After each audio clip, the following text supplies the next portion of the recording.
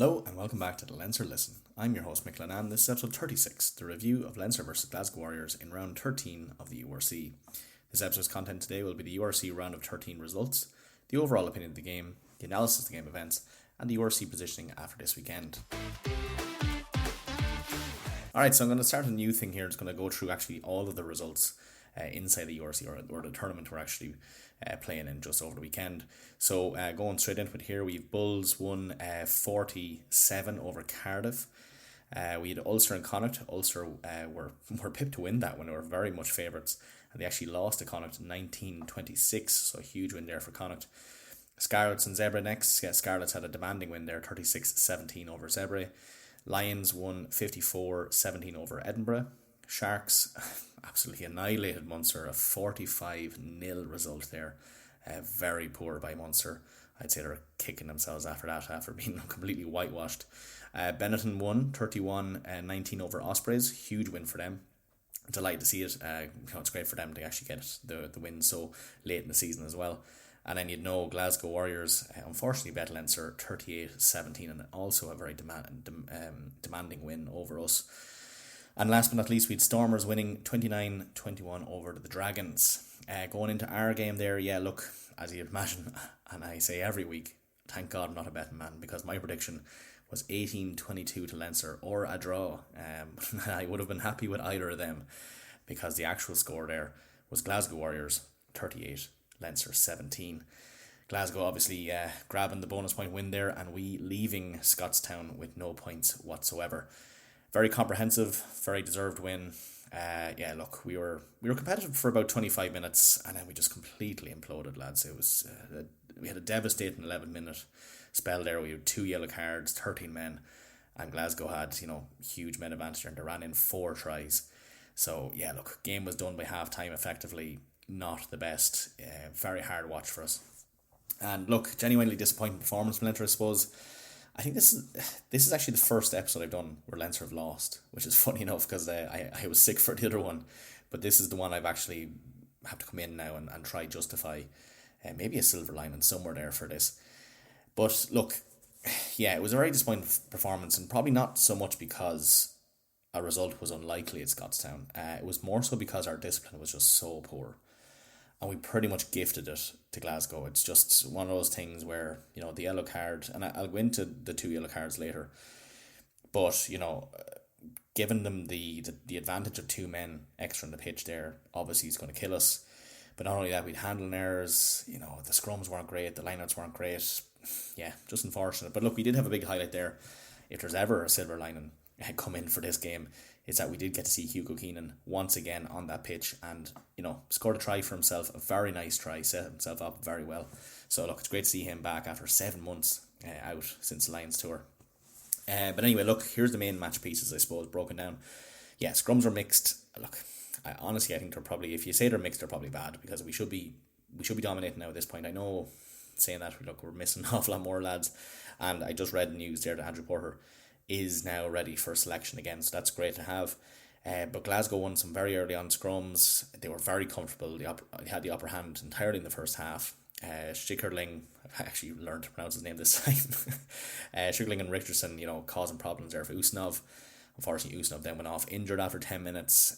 We steadied ourselves a little bit when Slimani came on, and he's proven himself so much for that coming off the bench. He's very good, but still we didn't really dominate those scrums either.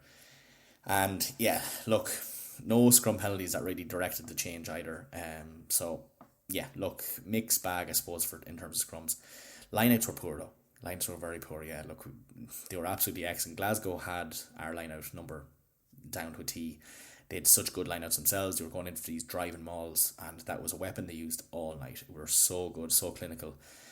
We gave away a couple of penalties there on them as well. One of them directly led to the Hiddleston try as well.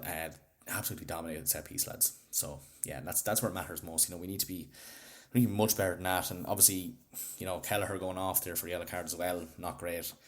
Our own lineup was probably functional in the sense that we were getting it to the man we wanted to, but it was never a platform for attack. So yeah, unfortunate there. Moving over here, defence. It's obviously catastrophic. Jesus, this is a very depressing episode, lads. I better put something funny at the end of this, or it'll be. Oh, jeez, what will we be doing? Look, yeah, defense. I have to just talk about it. The defense was bad. It was very bad. We had those 2 yellow cards. Obviously, at that point, it's damage control. You're going to make sure to try and do something to avoid a load of tries.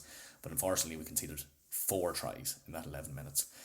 So, and look, it's going to be hard to defend against any team. Never mind the one that's actually in the pole position of that table as well. And, probably would have been prime time right after Six Nations to maybe make a dent, come away with a losing bonus point and 4 try bonus point or something like that. But yeah, look, we just let them in.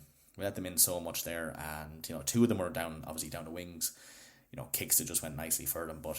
And arguably their actual best try was a run down the wing. But I just thought if we held firm a little bit, even actually in the third quarter there, we held firm for a good bit of time there, and it was a decent stretch. We got a try ourselves, and that's in that we showed some character, but otherwise the defense was just very poor. A lot of missed tackles there, where we really shouldn't be, and yeah, it's very unfortunate to see it.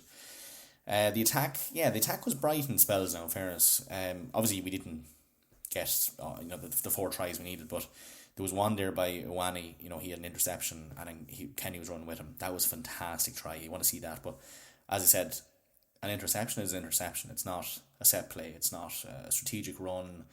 He just saw a very loose pass going. He caught that, and that was very good. But the second half, lads, was just very frustrating. We'd loads of possession. We'd loads of territory, with absolutely no cutting edge whatsoever. O'Brien's chip there completely overcooked. Keenan obviously held up over the line, although arguably I thought they should have went to TMO for that. He took so long to go around the side to decide that was held up, and he never went to TMO. He went to before that. But anyway, alas, we go back to the attack there. We had a lot of phases that just went nowhere, and that's unfortunate. And I think if we brought Frawley on, because he had a huge impact when he came on, I thought if we brought him on a little bit earlier, we might have been able to get a little bit more of a game plan going on. And look, his bench, coming off the bench was so positive. He was such a good player to bring on. So it makes me more and more sad to see him leave at the end of the season. So yeah, but he'll do some fantastic work down the Connacht. You know very well. Going into some notable players there, I only have 2 really, and one of them is Hugo Keenan. Back from 7 months out, he looked completely sharp as a tack there. Scored obviously just before half time himself, gave us a bit of a foothold. Every time he had the ball, he looked very dangerous, and a silver lining, as I said, on that very dark cloud over in Scotstoun. The only other player there I really have is Frawley, and he didn't really have that much, that he could do as well, but he did a great addition off the bench. So at that point the game was lost, but you could tell that the drive he brought on off the bench was just very good. It was it was very clinical. He always brings an air of confidence with himself. So yeah, I definitely have to say he's one of the players there you have to commend. Yeah, referee there, Adam Jones. Yeah, look, I'm gonna talk about the 2 yellow cards here. The first one, obviously, fair enough. Deeney had a no arms tackle. That was very fair. Not a great tackle. Not a great look. Off you go. No matter. But Kelleher's high tackle now, I couldn't believe it. Even when I was looking at the replays, how it went to the bunker, I don't know. If you'd want the referee to have a little bit of conviction there, when you can see the replays where he's after getting chopped from a chop tackle and he's falling with the ball in front of him, arms in front of him, bounces off Kelleher, and suddenly that's oh well, we're going to put a potential high degree of danger and we're going to put you in the bunker there. So, and then within 2 minutes, it was straight away deemed a yellow card. So if the TMO only took a minute and a half to come to the decision, I don't even think that was a yellow card worth. I think it should have been a penalty, rugby incident, off you go. I think a lot of it was the fact that the second he got hit, he went and rolled around on the ground as if he'd after been absolutely annihilated by a Land Rover. And look, fair enough, Kelleher's a big man, but if you're going to be playing into it, I think there's a different thing to be said there. And I think, if you're looking at that, the same thing happened to Snyman. Snyman didn't roll around and look for his yellow card and his penalty. So, yeah, look, not to be blaming anyone from Glasgow Warriors here, but that Kelleher yellow card was just ridiculous. I won't stand by it. It was complete BS. No, I won't have it. Look, anyway, in a line, 2 yellow cards, 4 tries in 11 minutes, game over by half time. Leinster gifted Glasgow the win there, and yeah, we now trail 9 points from the top of the table, which is very unfortunate. But look, keep the heads up, lads. It was one loss. It doesn't define our season. We're definitely on the way up. We're going to be in that 8 at the end of it. You know it well. What we want to do now is try get as close to that number 2 position, or potentially that number 1 position if we can, if things align. So look, let's not go catastrophe at the moment. It was a bad game right after Six Nations, still missing an awful lot of lads. So look, take it on the chin and move on. Alright, so just going through the match events real quickly here. Yeah, first thing anyway, 17-minute try there, Joshua JJ Kenny. Huge interception by Raiko Ani from a Kyle Rowe pass, and it was inside our own 22, and the two boys just took off like a pair of young lads after getting in trouble. So look, fantastic there. Fortunately, Prendergast missed that conversion brought score. Glasgow 0, Leinster 5. 26th minute then, you had a yellow card for Leinster, from Brian Heaney, no arm tackle, completely justified, down to 14 men there. 27th minute there, we had a try for Glasgow, Mackenzie Duncan. It was a horn tap and goal from 5 metres out, and Duncan just crashed over. Grand try for them. That was successfully converted by Horn there, with brought to score. Glasgow 7, Leinster 5. 29th minute then, we had that very controversial yellow card for Ronan Kelleher. A high tackle on Stafford McDowell, which anyway, you heard my point in that. Went to the bunker, confirmed yellow within about a minute and a half. So Leinster down to 13 men there. That those 2 yellow cards coming 3 minutes apart. 30th minute then, try for Glasgow, Gregor Hiddleston. Yeah, look, they just cranked up the line-out maul there. We're missing loads there. We had to drive in a load of men into the line-out maul. He obviously created huge gaps, and look, he just drove over in the back. That conversion was missed by George Horn. Brought a score to Glasgow 12, Leinster 5. 32nd minute then, literally 2 minutes later, another try for Glasgow, George Horn himself. Look, he was sent away there by McDowell, and Vintasai took Owane out of the equation completely. Huge gap there, and unfortunately Horn just goes through untouched. Converted his own try then as well, bringing the score to Glasgow 19, Leinster 5. 36th minute then, another try. Again, as I said, that 11-minute period just really killed us. That was scored by Kyle Rowe, and that was arguably the game, or the try of the match, in fairness, was very good. Received on his own 22, step past O'Brien on the outside, and then he grubber kicks ahead for himself. Out sprints Prendergast, collects it, and then sidesteps Keane at the end, just to score for himself. Prendergast, now in fairness, he followed through with a tackle and nearly intercepted him, because Rowe was kind of goading it and celebrating before he even put it down. So look, unfortunately there we didn't get through that tackle again. That was successfully converted by Horn, brought to score Glasgow 26, Leinster 5. 42nd minute then, Hugo Keenan actually brought it back for us at least just before half time to make it less depressing going in there at the half time mark. Back up to 15, we did a fake driving maul which actually sucked in loads of defenders, and the ball was whipped out really quickly out to Keenan, who darted just to the left of the post. And that was his first appearance in 7 months in getting that, so fantastic for him. That was successfully converted by Prendergast, brought to score to Glasgow 26, Leinster 12. That was also the half-time score, and it didn't look too grim at that point. I thought, 2 converted tries really get back, but I thought maybe something might be good.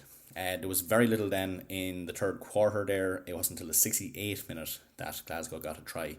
Ollie Smith there, he just slipped out of a Deeney tackle. Actually, it was Deeney's tackle and 2 other men that slipped off him, so that's more to the point about the defence there. Not great. Should have been brought down, 3 men hitting him. Anyway, he had time to kill there. Conversion was successfully put over by Horner as well, brought to score Glasgow 33, Leinster 12. 74th minute then, try for Leinster, Kieran Frawley.